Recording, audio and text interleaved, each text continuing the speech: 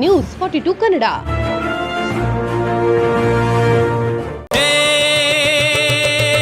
ವಿಶ್ವಕರ್ಮ ವಿಶ್ವಕರ್ಮ. ಎಲ್ರಿಗೂ ನಮಸ್ಕಾರ. ನಾಡಿನ ಸಮಸ್ತ ಜನತೆಗೆ ಹಾಗೂ ಬೆಂಗಳೂರು ದಕ್ಷಿಣ ಜಿಲ್ಲೆಯ ಚನ್ನಪಟ್ಟಣ ತಾಲೂಕಿನ ಸಮಸ್ತ ವಿಶ್ವಕರ್ಮ ಕುಲ ಬಾಂಧವರಿಗೆ ವಿಶ್ವಕರ್ಮ ಜಯಂತಿಯ ಹಾರ್ದಿಕ ಶುಭಾಶಯಗಳನ್ನ ಹೇಳ್ತೀನಿ. ಇವತ್ತು ಅಂದಿನ ಮುಖ್ಯಮಂತ್ರಿ, ಹಿಂದಿನ ಮುಖ್ಯಮಂತ್ರಿ ಅವರಾದಂತಹ ನಮ್ಮ ನೆಚ್ಚಿನ ಸಿದ್ದರಾಮಯ್ಯ ಸಾಹೇಬರು ನಮಗೆ 10 ವರ್ಷಗಳ ಹಿಂದೆ ನಮ್ಮ ವಿಶ್ವಕರ್ಮ ಜಯಂತಿ ಕುಲ ಬಾಂಧವರಿಗೋಸ್ಕರ ನಮಗೆ ಸರ್ಕಾರದಿಂದ ಕೊಟ್ಟಂತಹ ಒಂದು ಕೊಡುಗೆ ಇದು. ನಾವಿವತ್ತೆಲ್ಲರೂ ಕೂಡ ವಿಶ್ವಕರ್ಮ ಸಮುದಾಯದವರೆಲ್ಲರೂ ಕೂಡ ವಿಜೃಂಭಣೆಯಿಂದ, ಹೆಮ್ಮೆಯಿಂದ ಸಮಸ್ತ ಸಮುದಾಯಗಳಿಗೂ ಬೇಕಾಗಿರುವಂತಹ ನಮ್ಮ ಸಮುದಾಯ ಇವತ್ತು ಜಯಂತಿನ ಆಚರಣೆ ಮಾಡುವಲ್ಲಿ ನಾವೆಲ್ಲರೂ ಕೂಡ ಖುಷಿಯಿಂದ ಆಚರಣೆ ಮಾಡ್ತಾ ಇದ್ದೀವಿ. ಇವತ್ತು ಚನ್ನಪಟ್ಟಣದಲ್ಲಿ ತಾಲೂಕು ಆಫೀಸಲ್ಲಿ ನಾವೆಲ್ಲ ವಿಶ್ವಕರ್ಮ ಕುಲ ಬಾಂಧವರೆಲ್ಲರೂ ಕೂಡ ಸೇರಿ ವಿಶ್ವಕರ್ಮ ಜಯಂತಿಯನ್ನ ತುಂಬಾ ಅದ್ಭುತವಾಗಿ ಆಚರಣೆ ಮಾಡಿದ್ವಿ.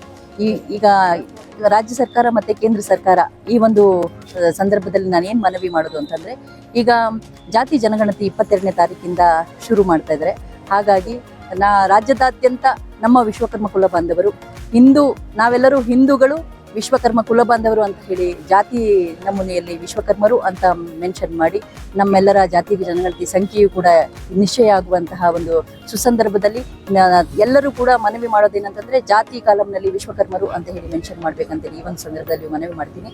ಹಾಗೆ ನಮ್ಮೆಲ್ಲರ ನೆಚ್ಚಿನ ಚನ್ನಪಟ್ಟಣ ತಾಲೂಕಿನ ಶಾಸಕರು ಕೂಡ ನಮ್ಮ ವಿಶ್ವಕರ್ಮ ಕುಲ ಬಾಂಧವರಿಗೆ ಒಳ್ಳೆಯ ರೆಸ್ಪಾನ್ಸ್ ಕೂಡ ಮಾಡ್ತಾ ಇದ್ದಾರೆ. ಅವ್ರಿಗೂ ಕೂಡ ಈ ಸಂದರ್ಭದಲ್ಲಿ ವಿಶ್ವಕರ್ಮ ಜಯಂತಿಯ ಶುಭಾಶಯಗಳನ್ನ ಕೊಡ್ತಾ, ನಮ್ಮ ಬೆಂಗಳೂರು ದಕ್ಷಿಣ ಜಿಲ್ಲೆಯ ಏನಂತ ಹೇಳ್ಬೋದು, ನಮ್ಮ ಡಿ.ಕೆ. ಶಿವಕುಮಾರ್ ಅವರ ಬಗ್ಗೆ ತುಂಬಾ ಹೆಮ್ಮೆ ಇದೆ.